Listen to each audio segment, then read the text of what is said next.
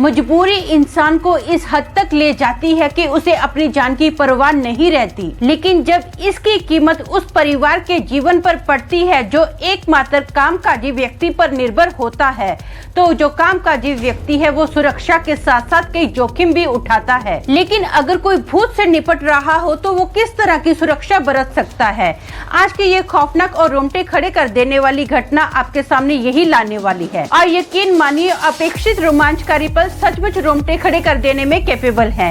Hello दोस्तों, मेरा नाम अमन है। मैं आप सभी के मनपसंद यूट्यूब चैनल कहानी रंगमंच में आपका स्वागत करती हूँ। उम्मीद करती हूँ कि आप सभी अच्छे और स्वस्थ होंगे। इसी तरह की वीडियो देखने के लिए आप मेरे चैनल को सब्सक्राइब कीजिए और हाँ, बेल आइकन को दबाना मत भूलना ताकि आपको आने वाले वीडियो के नोटिफिकेशंस मिलते रहें। तो चलिए शुरू करते हैं आज का भयानक किस्सा। दोस्तों, आज का जो किस्सा है ये मुंबई मॉडलैंड का किस्सा है। वर्सोवा में ना एक फैमिली रहती है जिसमें हस्बैंड वाइफ है। हस्बैंड का नाम बबलू है और वाइफ का नाम श्वेता है। जो बबलू है ना वो लोगों के घरों में कलर का काम करता है, वो पेंटिंग का काम करता है। अब एक बार क्या होता है ना, बबलू पेंटिंग का काम कर रहा होता है, ये लकड़ी की सीढ़ी पर ना पेंटिंग कर ही रहा होता है, तो अचानक से सीढ़ी जो है ना खिसक जाती है और बबलू बहुत ज्यादा हाइट से ना धाड़ देने नीचे गिरता है, जिसकी वजह से ना बबलू के दोनों पैरों पर बहुत बुरे से चोट आती है। उसके दोनों पैरों पर प्लास्टर चढ़ाए जाते हैं। अब बबलू के घर के जो हालात है ना, ऐसे हालात है कि डेली कमाने का और डेली खाने का। बबलू क्या है, अभी काम पर तो जा नहीं सकता है, उसके दोनों पैरों पर चोट लगी है, तो घर में ना खाने के वांदे लग जाते हैं, दवाइयों के भी लिए पैसा नहीं है। तो हस्बैंड वाइफ दोनों डिसाइड करते हैं कि ऐसा करते कि जब तक मेरा बबलू बोलता है पैर ठीक नहीं हो जाता ना, तब तक तो ऐसा कर लोगों के घरों में ना खाना बनाने का, झाड़ू पोते का काम कर ले। तो श्वेता बोलती है ठीक है। अब ना अगले दिन क्या होता है, श्वेता काम ढूंढने के लिए मॉडलैंड जाती है। वहां पर ना बहुत सारे बंगले हैं, बड़े बड़े बंगले हैं, और सारे बंगले ना एक ही लाइन में हैं। तो श्वेता कई जगह पर ना काम ढूंढती है, बेचारी को एक भी बंगले में काम नहीं मिलता है। फाइनली वो सोचती है कि ऐसा करती हूँ, थोड़ी ही दूरी पर और जाके देख लेती हूँ, नहीं तो वापस चली जाऊंगी। अब ना थोड़ी ही दूरी पर 10 मिनट की दूरी पर ना लास्ट में एक बंगला होता है, और बंगले के बाहर ना बहुत बड़ा बोर्ड लगा हुआ होता है। उस बोर्ड पर लिखा था कि काम वाले की जरूरत है। तो श्वेता क्या करती है, फटाफट ना उस बंगले के बाहर खड़ी रहती है, और बंगले का जो दरवाजा होता है ना, वो जो दरवाजा था ना लोखंड का दरवाजा था, उसके अंदर ना पतली पतली लोखंड के सलिए लगे हुए थे। वो बंगले के अंदर देखती है तो बंगले के दोनों साइड ना छोटे से गार्डन बने हुए थे। उसके बाद लकड़ी का एक बड़ा सा दरवाजा है, और बंगले के आसपास ना बहुत बड़ी बड़ी कांच की खिड़कियां हैं। अब क्या करती है श्वेता, दरवाजा बंगले के बाहर ही खड़े रहकर लोखंड का दरवाजा खटखटाती है। तो बंगले के अंदर से ना एक बहुत ही खूबसूरत लेडी बाहर आती है, और उसने इतनी ज्यादा परफ्यूम लगाई हुई है ना, इसको दूर से ही जैसे वो बाहर से आ रही है ना, इसके पास नजदीक आ रही है, इसको मस्त खुशबू आ रही है। और वो जो लेडी है ना देखने में बेहद खूबसूरत है, उसके लंबे लंबे काले काले बाल हैं, अच्छी हाइट है, गोरी चिट्टी वो है। अब जैसे वो लेडी इसके पास आई ना, तो श्वेता बोलती है मैडम आपने वो बोर्ड लगाया था ना, मैं काम वाली हूँ, मुझे ना काम की बहुत जरूरत है, मैं झाड़ू पोता कपड़ा बर्तन बहुत अच्छे से करती हूँ, अब मैं खाना भी बहुत अच्छे से बनाती हूँ, प्लीज मुझे काम पे रख लो, मुझे काम की बहुत जरूरत है।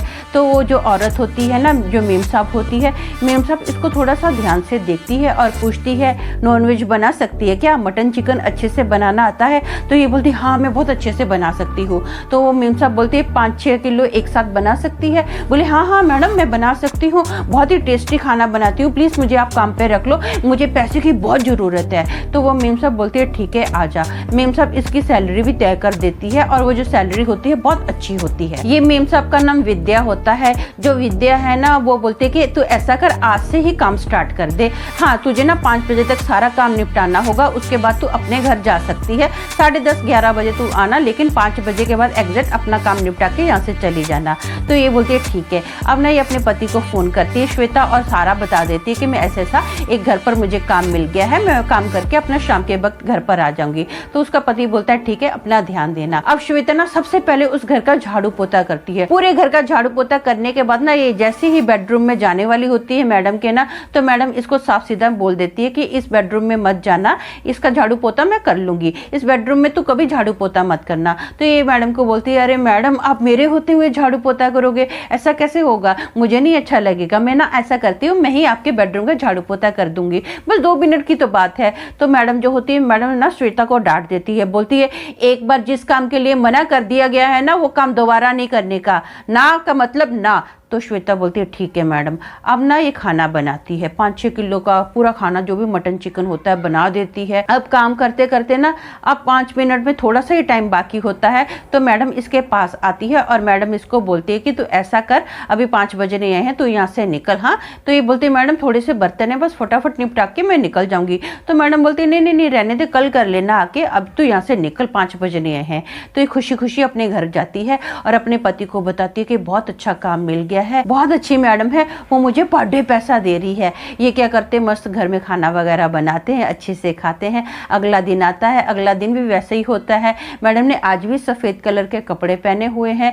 ये फोटो देखती है कि इसके फैमिली मेंबर की कोई फोटो नजर आए, किसी की कोई फोटो नजर नहीं आती है। अब ना ये मैडम को कुछ भी देने के लिए जाती है ना तो बेडरूम के बाहर से क्रॉस होती है, लेकिन इसको बड़ी गंदी पास आती है।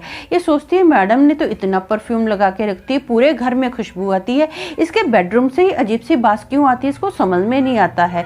बार बार इसको बहुत गंदा लगता है, उल्टी जैसा फील होता है कि जैसे ये बेडरूम के बाहर से क्रॉस करती है मैडम को कुछ देने के लिए। ये ना बातों बातों में मैडम को पूछती है मैडम आपको कोई फैमिली मेंबर नजर नहीं आ रहा है? हाँ, किसी की कोई फोटो भी नहीं लगी हुई है। तो मैडम इसको बोलती है कि मैं अकेली हूँ और ज्यादा मेरी पर्सनल लाइफ के बारे में कभी पूछना नहीं है। तो ये बोलती है ठीक है मैडम। अब ये डेली काम पर आती है, इसको डेली पैसा मिल रहा है। कभी मैडम व्हाइट कलर का शलवार कमीज पहनती है, कभी साड़ी पहनती है व्हाइट कलर की, कभी फ्रॉक पहनती है, हमेशा वो व्हाइट कलर के कपड़े पहनती है। ये मन ही मन में बहुत बार ऐसा सोचती है कि मैडम इतना खाना बनाती है, अकेला एक बंदा नहीं खा सकता है। ये हो सकता है किसी को दान पुण्य करती हो, कुछ ना कुछ करती हो, लेकिन इतना खाना कब दान पुण्य करती होगी? इसके मन में ना बहुत ज़्यादा सवाल आते हैं, लेकिन इसके सवालों का आंसर इसके पास नहीं होता है। ये बहुत बार बबलू से भी अपने मन की बात शेयर करती है तो बबलू इसको बोलता है तू अपने काम तक मतलब रख, ज्यादा ना उसके बारे में मत सोचा कर। ये बोलती है ठीक है। अब ना एक रात ना बबलू की तबीयत बहुत ज्यादा खराब हो जाती है, उसके शरीर में भयंकर पेन होता है, उसके पैरों में भी बहुत ज्यादा पेन हो रहा है, उसको दर्द बर्दाश्त नहीं होता है। बबलू को फाइनली हॉस्पिटल में एडमिट किया जाता है तो बहुत सारे डॉक्टर जो होता है दवाइयाँ लिख के दे देता है। तो ये सोचती है अब मैं क्या करूँ, मेरे पास तो इतना पैसा है नहीं है, इतनी महंगी दवाइयां मैं कैसे लाऊंगी। तो श्वेता क्या करती है, बबलू के पास ना अपने एक पड़ोसी को छोड़कर आती है। ये सोचती है कि 10 बजे का टाइम है, ऐसा करती हूँ फटाफट मैं मैडम के पास जाती हूँ और पैसा मांगती हूँ। मैडम का फोन नंबर तो मेरे पास है नहीं है, बेहतर है कि मैडम के बंगले पे जाया जाए और मैडम से थोड़ा पैसा मांगा जाए। ये बोट में रवाना होती है और मैडम के बंगले के बाहर खड़ी होती है। ये ना बाहर से दरवाजा खटखटाती है, ये देखती है कि बंगले की जो खिड़कियां है ना सारी खिड़कियां खुली है और बंगले के अंदर लाइट चालू है। अब ये बाहर से ऐसे ठक ठक ठक ठक कर रही होती है, आवाज भी देती है मेम साहब, अभी कोई रिप्लाई नहीं आता ना। तो जैसे ही इसने वो लोखंड का दरवाजा खोला और थोड़ा सा आगे बढ़ी ना, आगे जाते ही ये देखती है कि बंगले के अंदर ना कोई खिड़की के पास से जुप देने ऐसे जा रहा है, जुप देने ऐसे जा रहा है। कोई औरत है, इसको लंबे लंबे बाल दिखाई दे रहे हैं और इतना समझ आ रहा है कि किसी ने सफेद कपड़े पहने हुए हैं और जुप देने ऐसे जा रहा है, जुप देने ऐसे जा रहा है।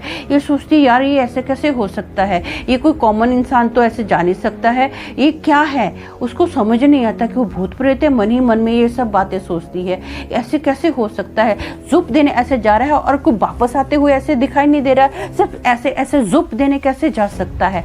अब ये सारी बातें सोच ही रही होती है, ये मन में सोचती है पैसे की बहुत जरूरत है, क्या करूँ, पति इतना बीमार है, पैसा भी चाहिए, बंगले के अंदर जाने के लिए दरवाजा खटखटाऊं कि नहीं खटखटाऊं। अभी ये बहुत चिंता में होती है, इसको डर भी भयंकर लग रहा होता है। अब ये बातें सारी सोच ही रही होती है ना, इतने में जो इसकी मैडम होती है ना वो धाड़ देने खिड़की के बाहर आती है और जैसे खिड़की के बाहर आती है ना वो इसकी मैडम देखते ही देखते लंबी होती जा रही है, जोर जोर से हंस रही है और लंबी होती जा रही है। वो उसका जो चेहरा ना भयंकर भयानक चेहरा हो जाता है, उसकी आंखें एकदम सफ़ेद हो जाती है और वो जोर जोर से हंस रही है ना, उसके दांत ऐसे लंबे से नुकीले बाहर आ जाते हैं और उसकी जो जुबान होती है ना थोड़ी लंबी होती है, आम इंसान की जो जुबान है इतनी लंबी नहीं हो सकती है, उसकी जो जुबान है बहुत लंबी हो जाती है और बाहर निकालती है।